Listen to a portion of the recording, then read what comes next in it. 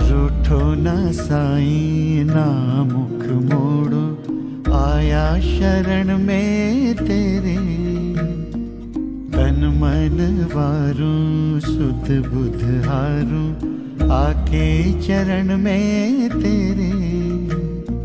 सद्गुरु नाम रूठो न साईं। బేటా, జీవితంలో కష్టాలు వస్తాయి, నువ్వు భయపడకు. ఏది జరుగుతున్నదో అది నా సంకల్పమే. నేను ఎల్లప్పుడూ నీతోనే ఉన్నాను. ఇంకా నీ మనసు చింతిస్తూ ఉంటే ఆ చింతనలను నా పాదాలపై ఉంచు. నేను సరైన సమయంలో నీకు మార్గం చూపిస్తాను.